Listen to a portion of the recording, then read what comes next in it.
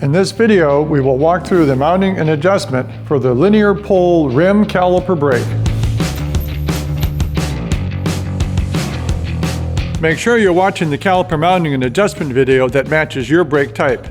If you're not sure what you're dealing with, watch this video. The linear pull brake may be found on the rear or the front of the bike. Pivots for the brake are located below the braking surface. Left and right arms are pulled together by a single primary wire. The housing stop is attached to one arm. The cable extends to the other arm with a pinch bolt. Pulling the lever brings the pads to the rim. Typical tools and supplies may include hex wrenches for brake caliper mounting and pad adjustment, a fourth hand cable stretcher, torque wrench and bits to make sure things are properly tight, a screwdriver for brake centering, a cable cutter to trim the brake cable and to install the end cap, grease, a rag, and a thread locker. The linear pull brakes mount to the same frame fittings as the cantilever brake.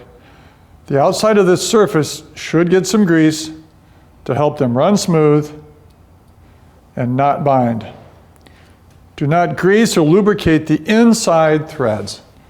There is typically a thread locker on the bolt, or if there's none here, thread locker could be put inside. Grease on the threads would eliminate the purpose of the thread locker. The brake calipers have a spring that will insert into one of three possible fittings. The topmost fitting provides a lot of spring tension. It is common you may have to twist the pad to get past the fork. Here, it almost feels like there's too much tension.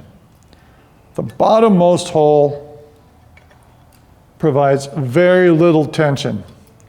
Typically, select the middle hole and make sure that both sides are symmetrical and in the same middle hole.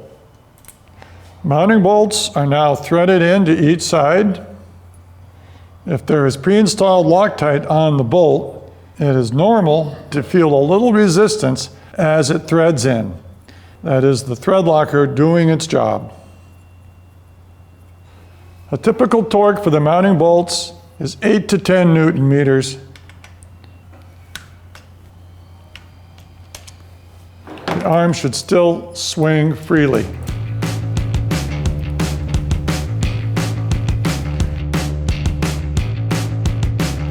After the arms are secured to the frame or fork, the pads are now adjusted. The common linear pull will have a threaded stud system. There is a series of convex and concave washers that create a ball and socket system. This will allow for alignment in several planes. It will allow for toe. It will allow the vertical face of the pad to be square to the rim. We can move up and down in our brake arm for height.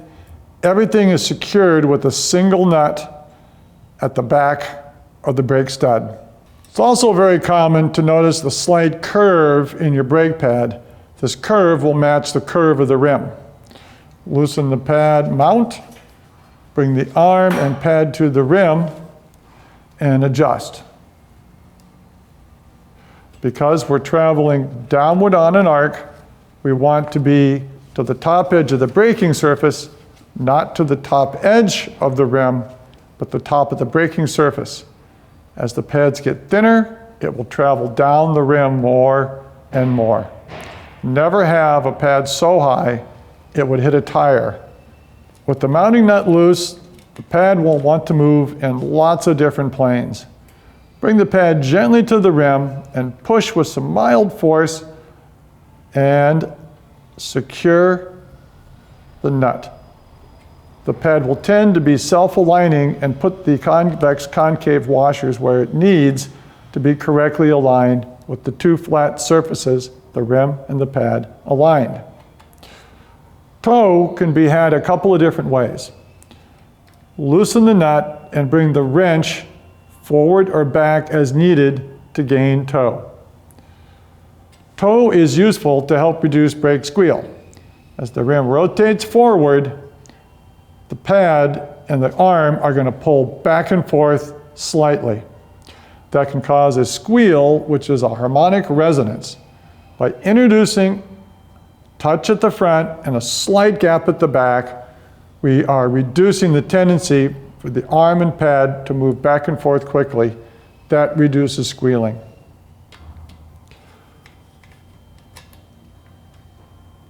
We begin with the correct height. We check that the front and back edge are square and even to the rim. So for toe, we loosen the nut, pull the wrench forward in this case, and secure. Here, far too much toe. With huge amounts of toe, you're reducing braking performance as it flexes to come in and apply force to the rim. So a slight gap is what we're looking for. Bring the wrench to the back slightly. Hold and secure. A slight gap at the back, front edge and back edge even, or flat to the rim. Typical torque here, 6 to 7 Newton meters. Hold the pad as you tighten the final tightness so it doesn't twist as you tighten the mounting nut.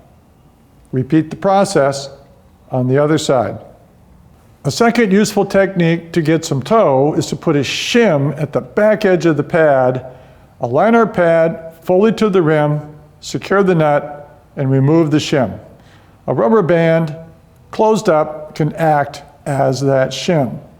We'll place this on the back of the pad, loosen the mounting nut, and proceed to adjust our pad as normal. Just some mild force to the rim is going to move the stud and the washers to allow toe. Secure pad fully. Remove the shim. And we have a slight gap at the back from the shim. Repeat the process on the other side. The brake cable passes through the housing, and the housing will be stopped at what is called a noodle. The noodle acts as a stop for the housing, and the cable will pass out to the other arm, allowing us to draw arms together. The noodle typically consists of a liner underneath the housing stop. This is a common place to get a lot of moisture and corrosion. Consequently, it's a good place for some lubrication. Install the wire through the noodle and out. The noodle will engage in the linkage off of one arm and pass over to the pinch bolt on the opposite arm. It is common to see a dust boot attached at this point, the idea being it's going to keep dirt out of the system. So from here, we feed through the pinch mechanism. And before we draw the pads together, back out the barrel adjuster 3 or 4 turns so we can have some fine-tuning adjustments at the lever. With the housing fully secure in the noodle is secure and seated in the linkage. We are ready to draw the arms to the rim. We can do this with a 4th hand, such as the BT2. It's only necessary to touch the rim or even get really close. Don't go all the way and squeeze with force. You won't have enough adjustment to make a good setting. So it's simply to the rim, then secure the pinch bolt. If you don't have a 4th hand, you typically can just pull the arms together just with your hand and pull the cable out. You have a lot of leverage on these arms. It doesn't take a lot of force to pull the pads together.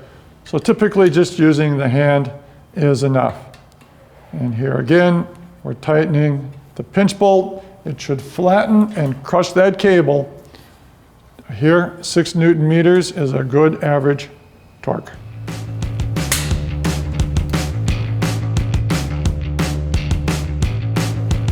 We'll now set the pad clearance at the rim by the feel at the lever.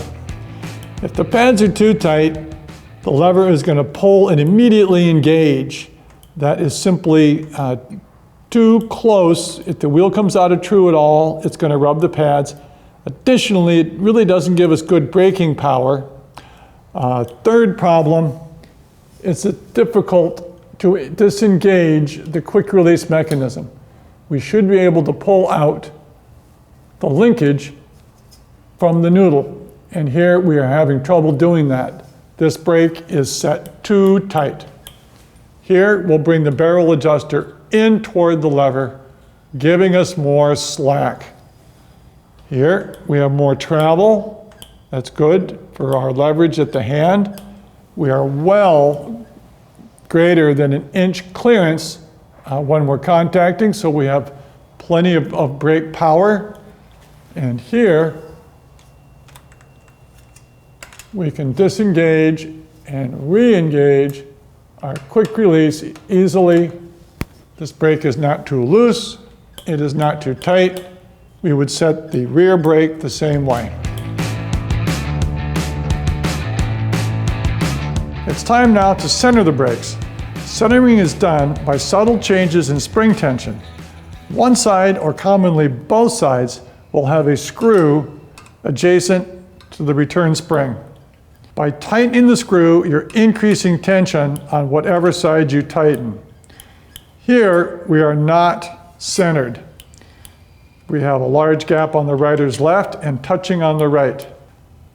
Both pads are going to move together, but here, the right arm is weaker compared to the left. So I'm going to loosen this screw, making this one a little more equal in strength. And if we went too far, we can tighten. And if it looks good, it is good. We could have done over here, we could have tightened the screw to draw the pads to the right. We could tighten this screw to draw both pads to the left. Again, both pads are going to move if you're just dealing with one of these screws, so you don't need to do both. It's time now to trim the cable and install a cable end cap. It's also common on many of these brakes to have a little place to tuck the wire away so it's tucked cleanly. So we actually want to cut right about here where the thumb is. I'm going to pull that out. We're going to trim that. We'll put an end cap on and we will crimp it.